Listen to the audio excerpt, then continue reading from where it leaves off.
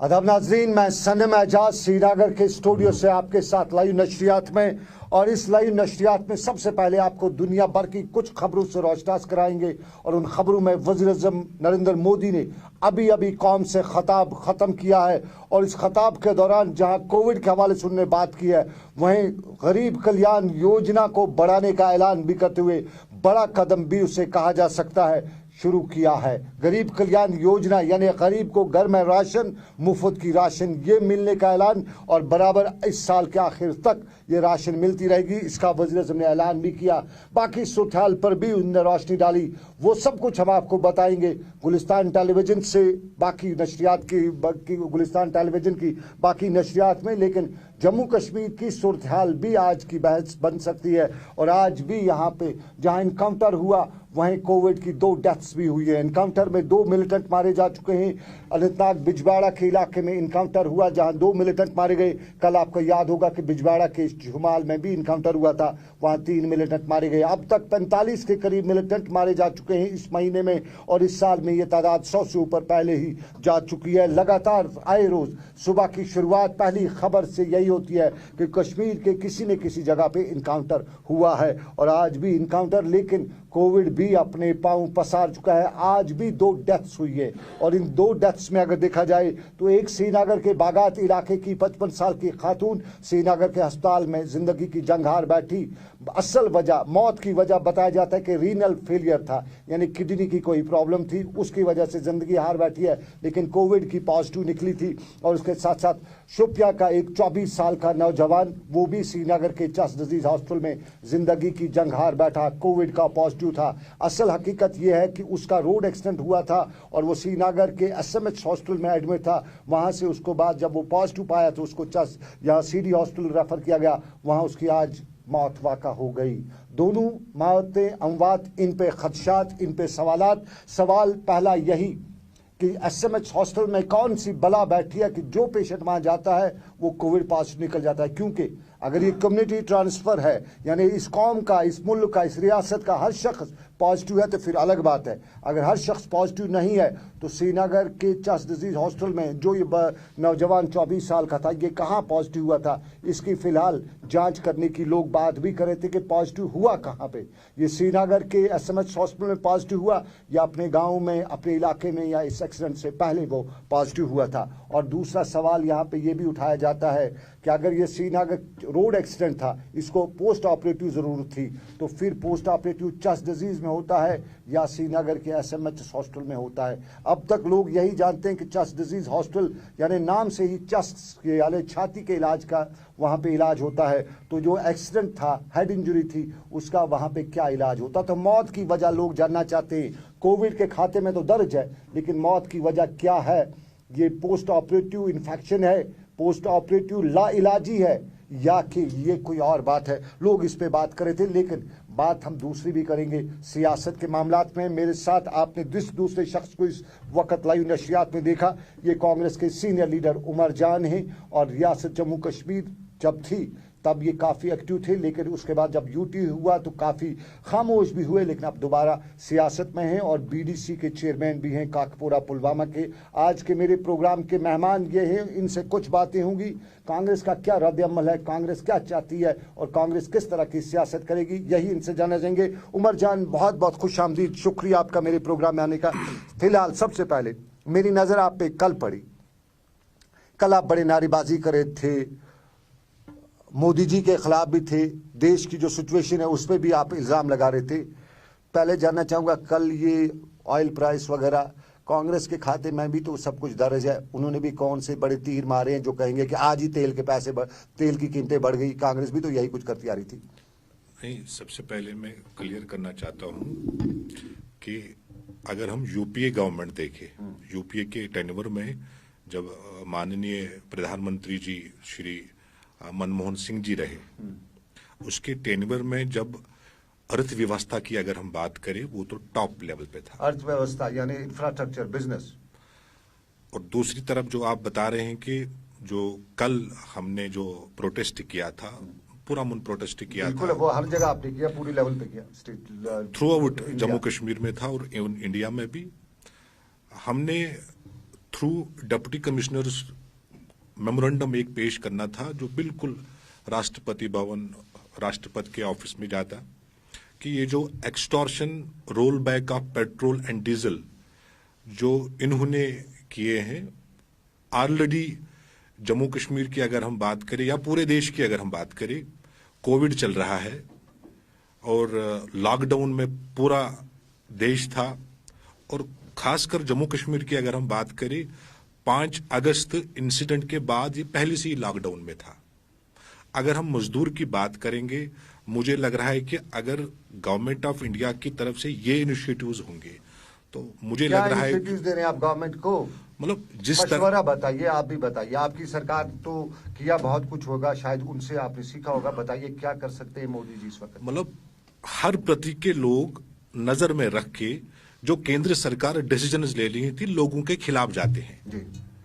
अगर आप एक तरफ से दावा कर रहे हैं कि देश में हर प्रति के लोग रह रहे हैं, हर कम्युनिटी के लोग रह रहे हैं, देश का महामारी से बुरा हाल हुआ है, साड़ा ठप पड़ा था, और इधर से आप लोग अर्थव्यवस्था को बढ़ाने के लिए एक गरीब का इस्तेमाल कर रहे हैं, मुझे नहीं लग रहा है कि ये सही इनिशिएटिव है। आपको नहीं लगता है? तो गरीब का नहीं, यानी जो पूंजीपति हैं, पैसे वाले, उनसे पैसे ले लो, गरीब को दे दो, ये कांग्रेस का कहना है। नहीं, वो कांग्रेस का यही हमेशा मोटिव रहा है और मैनिफेस्टो भी रहा है। जब यूपीए का टेन्योर हम देखें, इतने क्राइसिस तो नहीं होने थे। यूपीए गवर्नमेंट जब थी, जब मनमोहन सिंह जी हमारे प्राइम मिनिस्टर थे, इतने जो क्राइसिस आज देख रहे हैं पूरे देश में, इतने नहीं। याद होगा राजीव गांधी का टेन्योर था और उस वक्त देश गिरवी हो गया था, तब कहा जाता है कि मनमोहन सिंह अगर वजीर खजाना ना आते तो देश पे क्या होता, ये कहा जाता है। और मैं उस वक्त नॉलेज मेरे पास उतनी उस वक्त की नहीं है, लेकिन वो हाल आज के हाल से मिलता जुलता है, यानी कांग्रेस का ही दिया हुआ है ना ये सब कुछ। नहीं, सुनिए, मतलब जहां मैंने अपने मतलब देश की बात करूं, हम भी इस देश के नागरिक हैं, हमने भी काफी सियासत देखी है, चाहे चाइल्डहुड को लेके या आजकल के दौर में। इतिहास है कि कांग्रेस का कितना रोल है इस पूरे देश में, चाहे हम 47 से पहले की बात करें या 47 के बाद। अब चूंकि जो यूपीए सरकार के बाद जो एक मतलब चेंजिंग लोग चाहते थे, इवन जब अन्ना हजारी जी अनशन पे बैठे थे जंतर मंतर पे, उसने तब एक मुद्दा उठाया था कि भ्रष्टाचार। उसके बाद उसी टीम में अरविंद केजरीवाल रह रहे थे, उसी टीम में किरण बेदी जी रहे थे। अब चूंकि उन्होंने वहां से रास्ता इख्तियार करके और लोगों की नुमाइंदगी उन्होंने की, और आजकल के टाइम में केजरीवाल 2 टर्म मिनिस्टर रहे हैं, सीएम चीफ मिनिस्टर रहे हैं। अब लोगों का जो जहन था मतलब चेंजिंग को लेके कि बीजेपी, भारतीय जनता पार्टी ने जो इश्यूज टेकअप किए हैं कि कांग्रेस में स्कैंडल्स हुए हैं या कांग्रेस ऐसा किया या भ्रष्टाचार हुआ, जो भी मामला था, और हर एक मामले में सीबीआई इंक्वायरी हुई, सारा सिस्टम बैठा था। बट जो भाजपा का जो प्रोग्राम रहा है पूरे देश में, जिसमें उन्होंने सपने भी दिखाए, 1 करोड़ नौकरियां दूंगा इलेक्शन के ड्यूज, या 15 लाख रुपया अकाउंट में आ जाएगा, ये भी सपना था, और लोग चाहते थे कि कुछ नया चीज होना चाहिए, नौकरी मिलनी चाहिए, 15 लाख नहीं 1 लाख ही आ जाए, बहुत था। मतलब ये लोगों के जो बातें या कन्वर्सेशन जो हुआ, मतलब बिल्कुल ये झूठ निकला। आप झूठ की बात कर रहे हैं, मैं थोड़ा सा स्टेट पॉलिटिक्स पे आना चाहता हूँ। ये पंचायत के साथ आप जुड़े हुए हैं, यूजुअली पंचायत से जुड़े लोग अक्सर हमें बताते हैं कि सरकार ने जो उनके साथ वादे किए पूरे नहीं हुए, पीआरआईज वगैरह जितने भी आपके, सब यही कहते हैं। क्या वाकई में ऐसा है? देखिए, जो प्रीवियस गवर्नमेंट रही है बीजेपी और पीपल्स डेमोक्रेटिक पार्टी में, तब भी इन्होंने चुनाव कराए पंचेस और सरपंचेस, और मैंने खुद भी आज इस यूट्यूब में भी इलेक्शन लड़ा है एज ए सरपंच, और उसके बाद इन्होंने ब्लॉक डेवलपमेंट चेयरमैन का चुनाव कराया। लगता तो मुझे यही है कि ये पीआरआईज इस्तेमाल हो रहे हैं। अगर ये लोग इलेक्शन के उस वादे कर रहे हैं कि हमने पंचायत राज को एम्पावर करना है, तो सिस्टम जो यहां पे चल रहा है, सिस्टम ऑन नहीं करता है पंचायत राज एक्ट को। सिस्टम में हम कहें तो सबसे पहले आपका रूरल डेवलपमेंट आता है। क्या आप रूरल डेवलपमेंट पे डिपार्टमेंट पे इल्जाम लगा रहे हैं कि वो बिल्कुल, मतलब रूरल डेवलपमेंट नहीं, मैं सिस्टम की बात कर रहा हूँ। सिस्टम में शुरुआत रूरल डेवलपमेंट से होती है। आपका डिपार्टमेंट, आपका जो ये पीआरआई वाला सिस्टम है, ये रूरल डेवलपमेंट से शुरू होता है। ज्यादा आपके उन्हीं के साथ महकमा तो जुड़ा वही रूरल डेवलपमेंट, वहीं पे ये सब कुछ हो रहा है। बिल्कुल, मतलब ऑन नहीं करा, मतलब किया जाता है। मैं आपको एक मिसाल दूंगा। मतलब हम श्रीनगर की बात करें, श्रीनगर में अर्बन लोकल बॉडीज का चुनाव हुआ। यहाँ पे जो काउंसलर्स या कॉरपोरेटर्स या मेयर और डिप्टी मेयर, मतलब जहां तक मैंने देखा है, शायद श्रीनगर 74 वार्ड्स पर मुश्तमिल है, जो होल सिटी है। जहां डेमोक्रेसी की आप लोग बात कर रहे हैं, जमहूरियत को लेके आप लोग बात कर रहे हैं, या इवन गवर्नमेंट ने एक गुड इनिशिएटिव लिया था, बैक टू विलेज का प्रोग्राम दिया था, back to one block first and second, government to door setup on rural areas.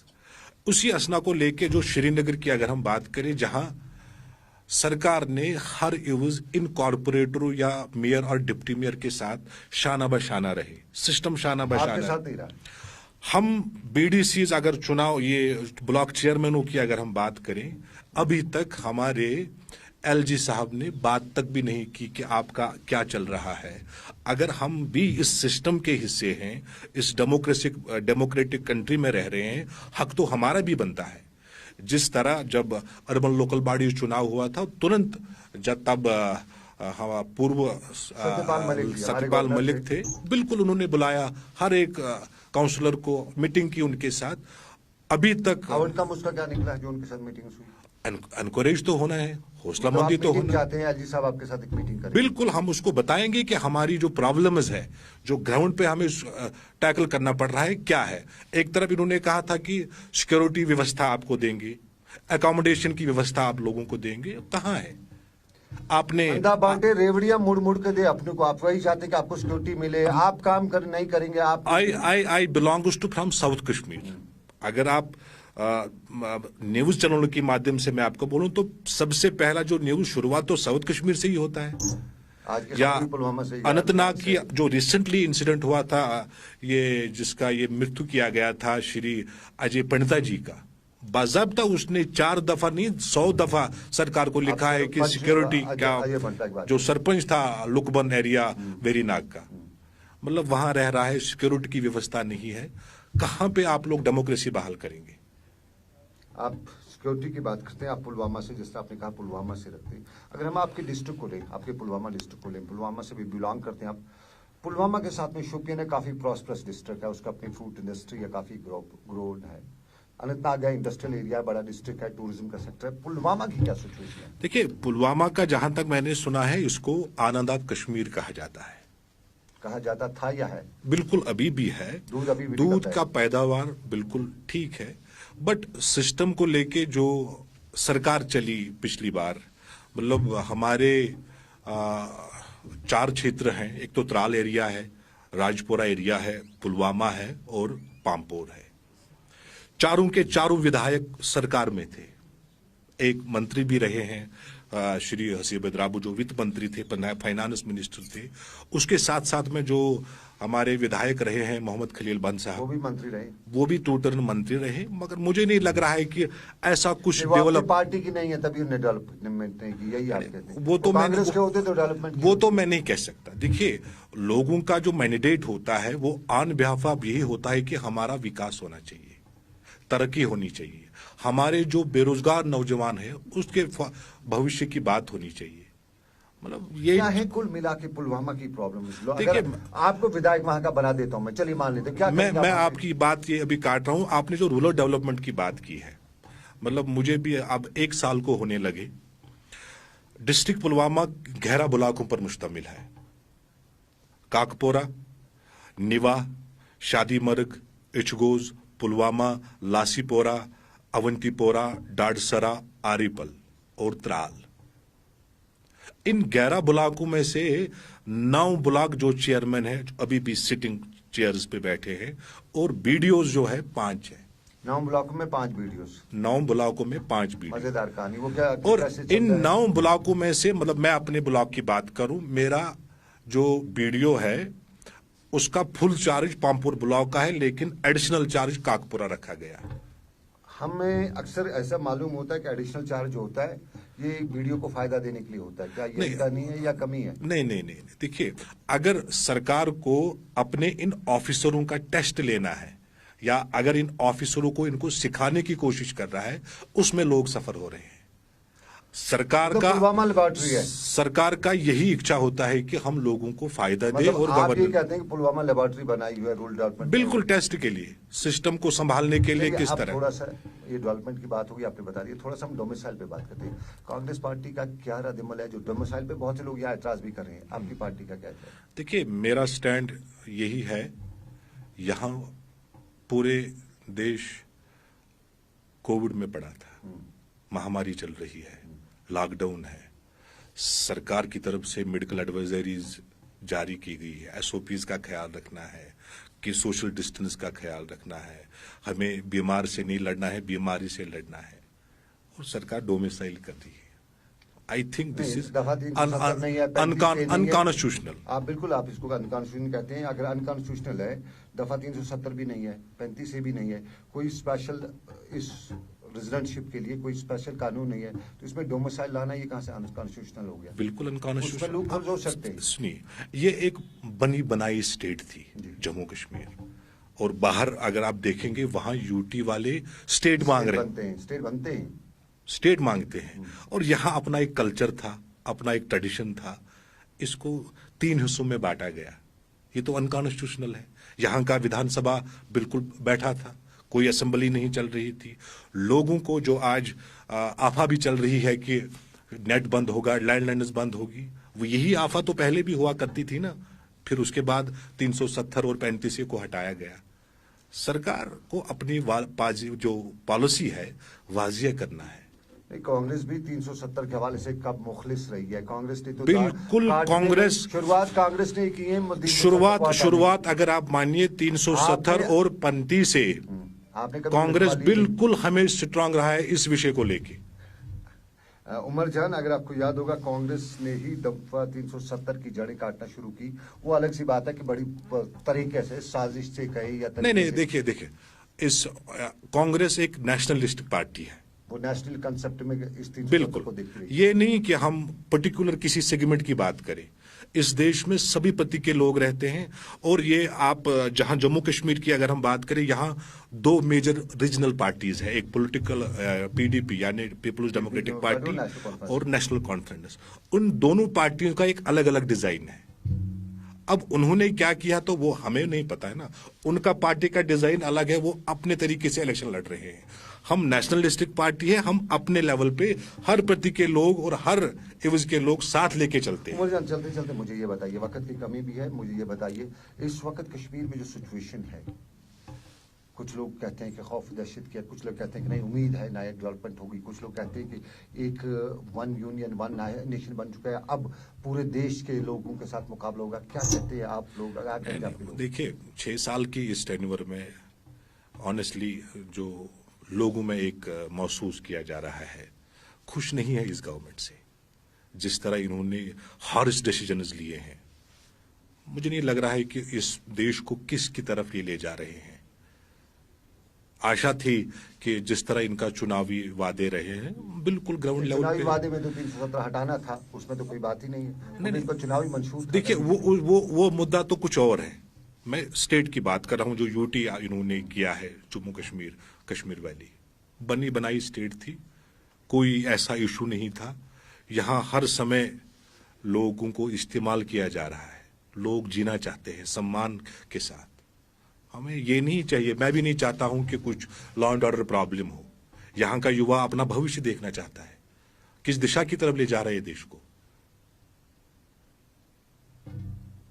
Umar जान, आपने हमारे साथ बात की, आपका बहुत बहुत शुक्रिया। आपसे बड़ी बात करनी थी, लंबी बात करनी थी, वक्त की कमी की वजह से हम आपसे ज्यादा बात नहीं कर सके, लेकिन फिर भी जितनी भी आपने बात की आज के लिए बहुत बहुत शुक्रिया। तो नाज़रीन, इसके साथ ही आपको बताते चले कि श्रीनगर की लाइव नशरियात पे अभी बस इतना ही। चलते चलते आपको याद होगा कि वज़ीर-ए-आज़म ने गरीब कल्याण योजना का ऐलान भी कर रखा है, और गरीब कल्याण योजना के साथ साथ उन्होंने अभी कुछ देर पहले जो आवाम से खिताब किया है, उसमें उसने कई और स्कीमों का ऐलान भी किया है।